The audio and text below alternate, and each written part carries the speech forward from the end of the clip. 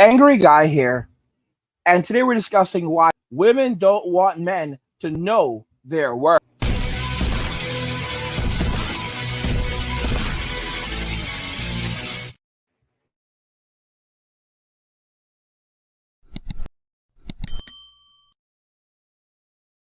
Women don't want men to know their worth. Let's just go ahead and jump into the comment. I mentioned this comment in another video. However, I'm going to bring it up again, and then we're going to jump to another comment afterwards. So this comment came from a African American woman, presumably, and it was discussing men walking away from Western society, going overseas, and starting new relationships, marrying, dating foreign women. And she said, "Great to hear. Now make it a one-way, not round-trip ticket. You know we are not checking for y'all. Lol. Easy to choose a woman when you are paying. The real flex is being able to bag a woman anywhere without having to book a ticket.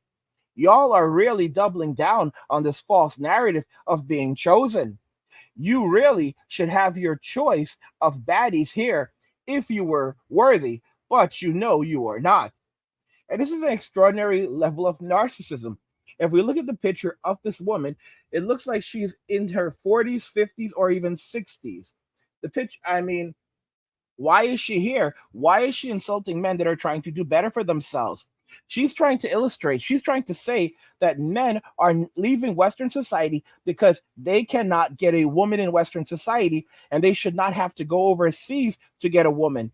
They should be getting a woman in America, in the UK, in Canada, in Australia, in predominantly English speaking white countries if they want a woman. What business is it of hers if a man wants to go overseas and find women that they believe are fit, feminine, friendly, and have qualities and characteristics that they're looking for, women who are raised to be wives and mothers? What these women are really trying to say is that you should only be dating women who are feminist. If you were such a high value man, you could have your pick of any feminist woman in Western society. Men in Western society today no longer want to date women who are feminist, predominantly.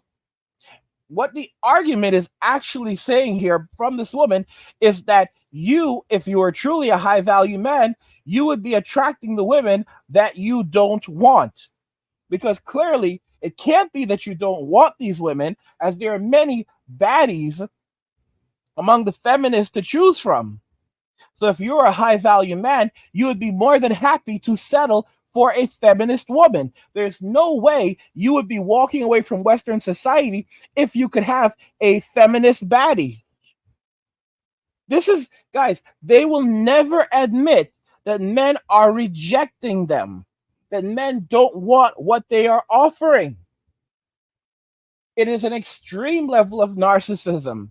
They will never admit that the men are getting a much better deal overseas. Some of these men are going to countries like Ireland, and the women in Ireland are more than happy to have them. Ireland is an English speaking, predominantly white Western country. And yet these men are succeeding in Ireland. They're going to Germany, succeeding in Germany. They're going to France, succeeding in France. Why is this? It's because in many Western countries today, like the United States, the women in these countries do not like men. Not only is there an extraordinary amount of resentment towards them, they are furious that these men even breathe or live. I've shown you videos where wives are complaining that they cannot stand when their husband sleeps. And it's not simply because they snore. They cannot stand seeing their husband sleep. And this woman literally said that her husband has no problem with her sleeping. However, she cannot stand watching him sleep. And another woman said the same thing and then complained that he actually snores a little bit, not very loudly, but a little bit when he sleeps. And she did not like that. These women don't even take into consideration that these men are out there working their butts off to provide for them, to take care of them, to enrich their lives. And the moment they come home and get a small amount of rest, they detest them for sleeping. These women don't like men. Now imagine being in a relationship with someone like this, and you're in a circumstance where you are maybe in the hospital, and they have to determine whether you should remain on life support or they should take you off of life support.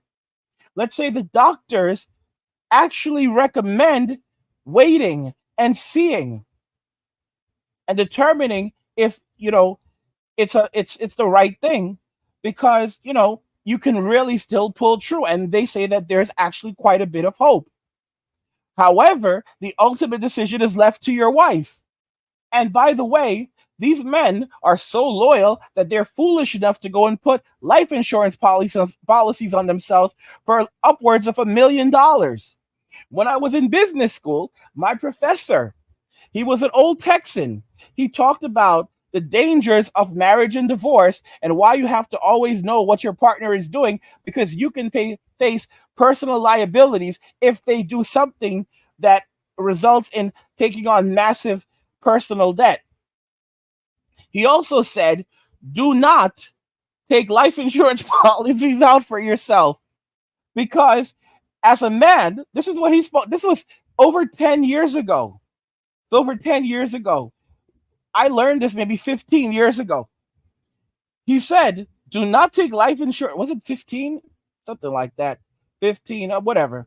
He said, do not take life insurance policies out on yourself, because if you do this, you are running the risk that your significant other may try to delete you. People become crazy when this happens. So this was for me around 17, 18 years ago. There we go. And it's insane when you think about this, but that's the reality that we live in as men. And you have to understand that this is what this woman is saying. She's saying that you should be able to choose from the feminists. You're only, as a man, allowed to choose the women in Western society, because why would you want to go overseas if you could have one of these women? They will never accept and admit that they are being rejected and replaced.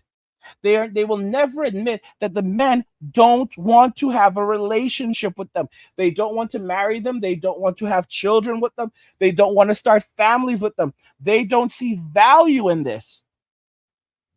They will never admit to these things. They will stay on their hill, on their horse, and they will remain there until the end of their days, because of that level of arrogance and that level of detestment. These are women who have nothing to offer. They say that if a man asks a woman, what do you bring to the table? He's not a real man. A man does not ask a woman that. It's okay if a woman asks a man, what does he bring to the table? But it's never okay for a man to ask that same question, because it makes the man look like he's not very intelligent. Like, what? This is what a woman actually said.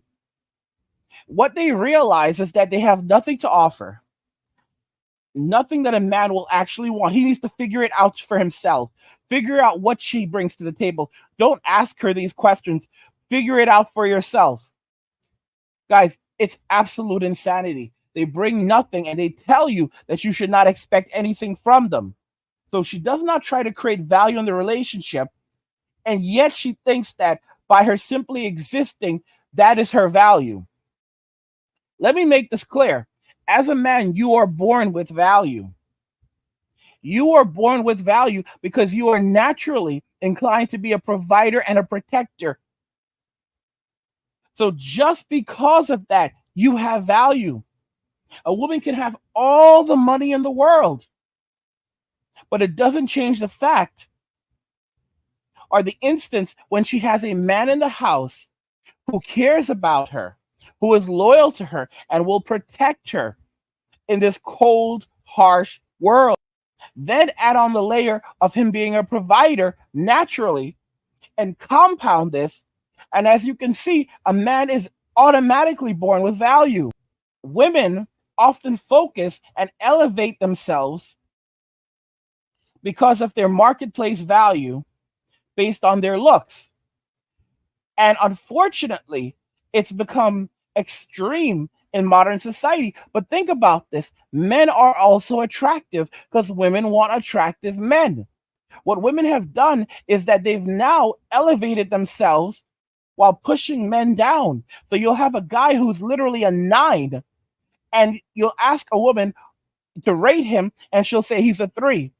Then you'll ask a woman to rate a woman who may have many stones, so she may have extraordinary amounts of body weight. She may not be the traditional definition of what we would define as beauty.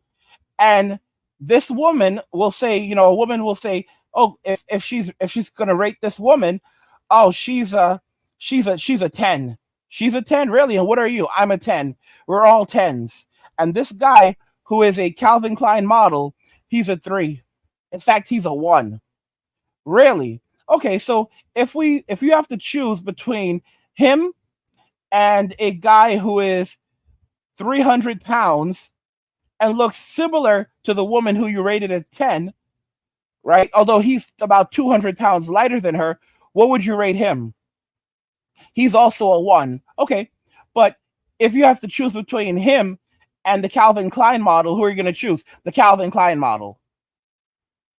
So the Calvin Klein model is more attractive than the guy who is nearly morbidly obese. However, they're both 1s. That's correct.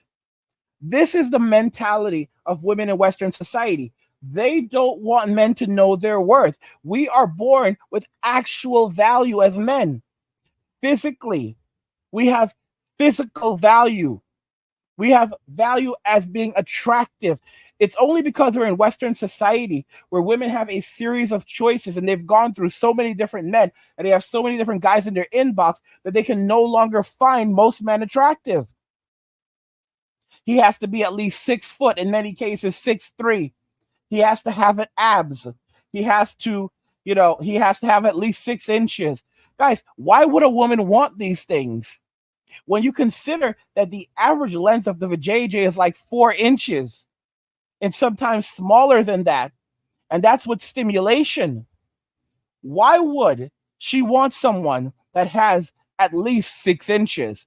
That's because her expectations have risen so much due to the sheer volume of men that she's been with. There are a lot of women that literally track the size of a man's member and keep it listed in their phones, along with other characteristics related to how they performed in the bedroom. How can someone like this successfully pair bond when she has so many expectations and she'll constantly be comparing the new guy to the previous guy? So she will always be branching off to a new guy. Because while women don't want to accept it, the way that high body counts affects men and women are different. Men don't fall in love. Men fall in love with their hearts. So if a man loves a woman, he genuinely loves a woman, and he can separate physical intimacy from emotional intimacy. A woman, on the other hand, cannot do this. They like to say they can, but they cannot. Every man that they are with, that they are physically intimate with, takes a part of them. And emotional intimacy is intertwined with physical intimacy, even if they say it's not. And as a result of that, that actually leads to them being unable to pair bond the more their body count increases. And they will never admit to this. And you can see this in marriages where when women have low body counts, those marriages tend to last longer or indefinitely versus relationships where the woman has a very high body count and that relationship does not last very long. Versus a man who may have a high body count, but as long as the woman does not have a high body count, those relationships can last decades until one of the individuals passes away, because men do not associate physical intimacy with emotion the way that women do. This is not to say that men cannot pair bond with a person. They absolutely can. And that physical intimacy cannot enhance emotional intimacy. But men can separate the two. Women cannot. What do you guys think regarding all of this?